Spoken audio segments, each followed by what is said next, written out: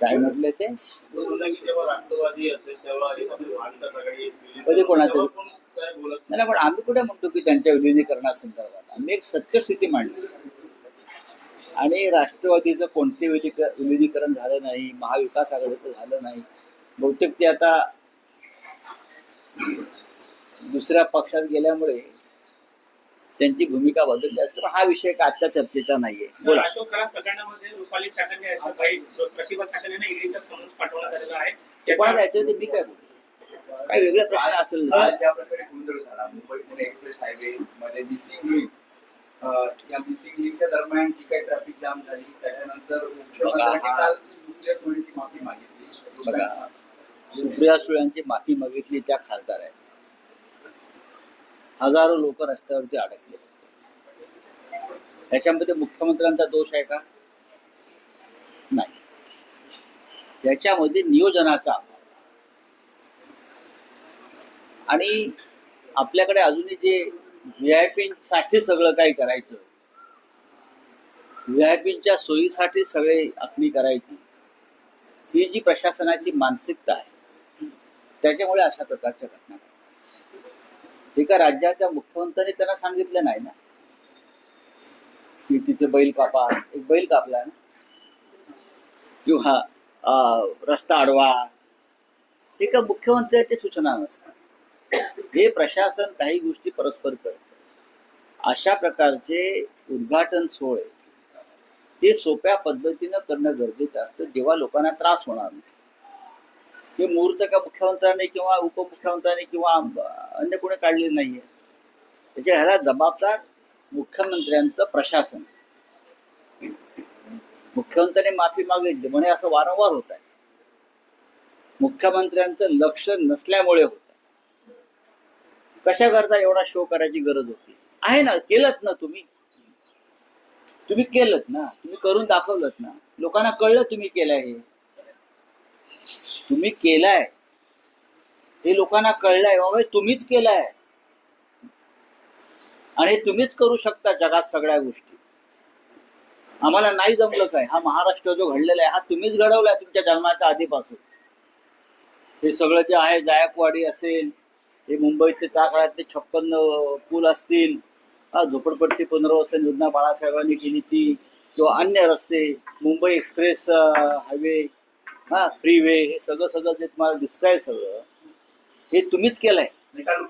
कालच्या सगळ्या पत्रकार परिषदेमध्ये एकनाथ शिंदे असं म्हणाले की उद्धव ठाकरे मुख्यमंत्री असताना हे काम थांबलं होतं. ते म्हणत होते work from home, stay home, आणि आमचं सरकार आलं त्याच्यानंतर. एकनाथ शिंदे काय बोलतात त्याच्यावर जाऊ नका.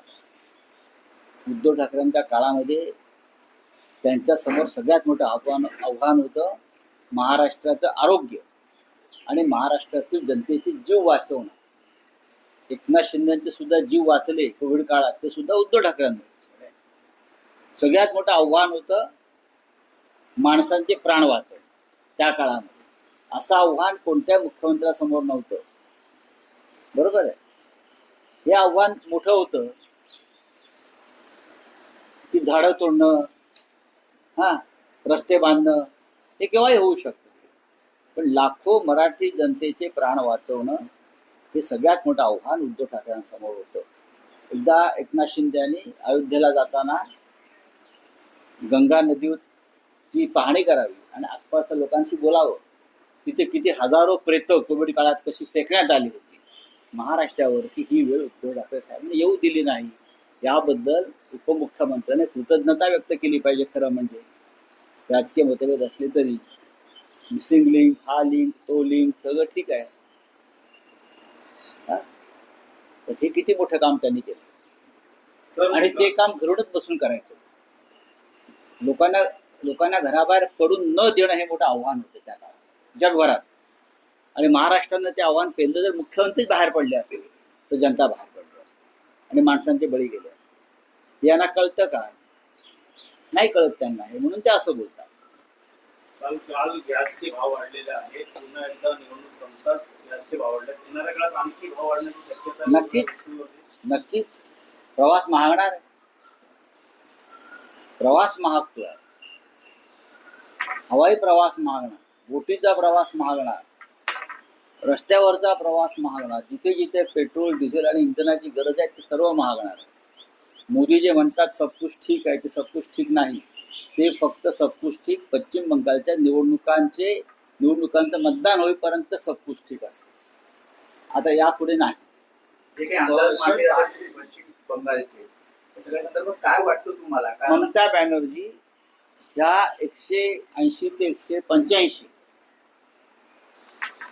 विधानसभा जिंकून बहुमतानं पुन्हा सत्तेत येतील. अमित शहाना आत्मविश्वास आहे. अमित शहाना आत्मविश्वास कोणताही असू शकतो. आत्मविश्वासाला काय कुठलं कुलूप लावलेलं नाही ना. फसफसणारा आत्मविश्वास आहे. माणसानं खोटेपणाचा कळस गाठला की माणसाचा आत्मविश्वास वाढतो. त्यांच्या आत्मविश्वासाला झालं काय? पण ज्याने ममता किंवा त्यांच्या कार्यकर्त्यांनी ज्या प्रकारचं कार्य केलेलं आहे, काम केलेलं आहे, मला असं वाटतं, मी जी माहिती घेतो की ममता बॅनर्जी यांचा विजय व्हायला हरकत नाही. MSRDCचं एक वेगळं कोइन्सिडन्स पाहायला मिळतंय. तुम्ही त्याच्याबद्दल काल एक्सपोज देखील केली आहे की खासगी जमिनी घ्यायच्या, त्याला ग्रीन करायच्या आणि पुन्हा एकदा त्यांना द्यायच्या. हे काही कोइन्सिडन्स नाही. त्याबद्दल तुम्ही तुला बोला. एक रिक्लेमेशन केलं वांद्रा खाली सिलिंग जवळ 56 एकर जमिनीवर, जी हरितकरणासाठी जमीन ठेवली होती. तो ग्रीन झोन होता, तो गौतम अडाणींना देऊन टाकला. बरोबर आहे. आणि आता ग्रीन झोन साठी इतर जमिनींचं ऍक्विजिशन करताय. हा काय प्रकार आहे? असं मी विचारला, हा काय प्रकार आहे? कोणाचे पैसे तुम्ही उडवताय? जी जमीन होती आमची ती तुम्ही गौतम अडाणीला दिली आणि मग आता तुम्हाला नियमानुसार जो ग्रीन झोन तिथे करायचा आहे त्यासाठी तुम्ही इतर जमीन ऍक्वायर करताय. हा नालायकपणा आहे. सर, एकंदर बोलिये. काल पाहिलं गेलं की काल जे महाराष्ट्र दिन होता, ज्या हुतात्मा चौकावर सगळे जाऊन इकडे अभिवादन करतात, तिकडे सजवणं देखील जास्त गेलं होतं. याबद्दलचा प्रश्न मनसे अध्यक्ष राज ठाकरेंनी उपस्थित केला. कशा गोष्टीकडे बघतो? काल मी काय वेगळं सांगत होतो, आपण जाऊन अवस्था बघा कसे तडे गेले. हुतात्मा स्मारकाला तडे गेलेले आपण जाऊन पहा. मी काल सांगितलेलं महाराष्ट्र दिनाविषयी आस्था असायला पाहिजे ना. तुम्ही त्या मिसिंग लिंकला गेलात, हो, त्या सी लिंक मिसिंग लिंक हे सगळं ठीक आहे, पण ज्या 106 हुतात्म्यांनी हा महाराष्ट्र निर्माण केला त्यांचं स्मरण करण्याचा कालचा दिवस होता. त्यांच्या स्मारकाला शासनातर्फे महापालिकेतर्फे सजावट करणं गरजेचं होतं. संपूर्ण परिसर तो केला का? आणि जे त्यांच्या पक्षामध्ये स्वतःला स्वयंघोषित शिवसेना म्हणून जे बसलेले आहेत, बाळासाहेब ठाकरेंचे विचार वगैरे घेऊन असं म्हणतात मंपक लोक, त्यांना तरी असं वाटलं का की आपण केलं पाहिजे? आम्ही शिवसेना आहोत म्हणताय ना अमित शहाच्या कृपेने, मग त्यांनी का नाही केलं ते? आम्ही रात्री 12 वाजता गेलो, आम्ही फुलांची सजावट केली, आमच्या शिवसैनिकांनी केली. सर सदावरची LPG गैस महंगा हो चुका है, हाँ। इलेक्शन खत्म हो गया, LPG गैस महंगा हो चुका है, तो लोग क्या करें? अब सब कुछ महंगा हो जाएगा.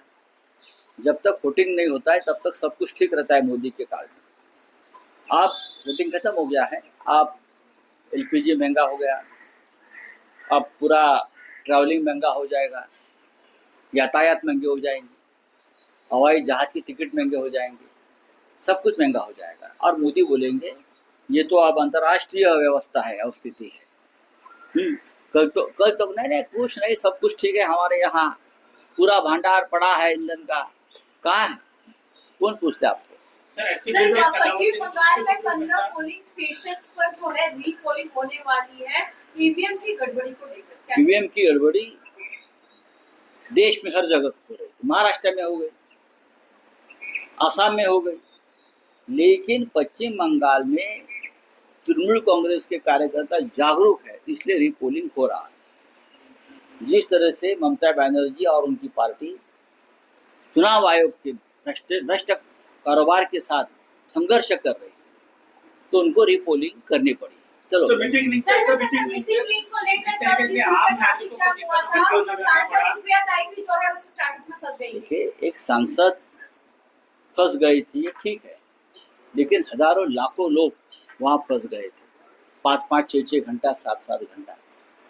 ये जो शो ऑफ कर रहे हैं हमारे सरकार के लोग, हाँ, उसकी वजह से हो गया. हमारे सीएम को दोष नहीं दूंगा, लेकिन उनका प्रशासन जो चमचेगिरी में बिजी है पूरी तरह से, ये चमचेगिरी है. क्या आप करो ना, सादगी से करो ऐसे प्रोग्राम। लोगों को मालूम है आपने किया है, हमने कहा किया, हमने किया है, आपने किया है भाई सब कुछ। देश के स्वतंत्रता संग्राम में आप नहीं थे, फिर भी आपकी वजह से देश को स्वतंत्रता मिल गई है। महाराष्ट्र की किसी लड़ाई में आप नहीं थे, फिर भी हम कहेंगे बाबा आप थे, हैं, आपके लोग मारे गए, हमारे लोग नहीं मारे गए 100 से, आपके लोग थे जनसंघ वाले। अरे ये नौटंकी बंद करो। आप कहीं नहीं थे देश के और महाराष्ट्र के संग्राम में, फिर भी आप श्रेय लीजिए, लेकिन लोगों को इतनी यातनाएं मत दीजिए, इतना मैं कहूँगा। सर, इलाहाबाद हाईकोर्ट ने रोड पर नमाज पढ़ने की पीएलए को खारिज कर दिया है। क्या कहना चाहेंगे? ठीक है। ग्रीन जोन पे आपने कहा था कि अदानी को दिया जाए, क्या मामला है? देखिए, जो सीलिंग है वहाँ की 56 एकड़ जमीन जो है, जो ग्रीन जोन के लिए रिजर्व की थी,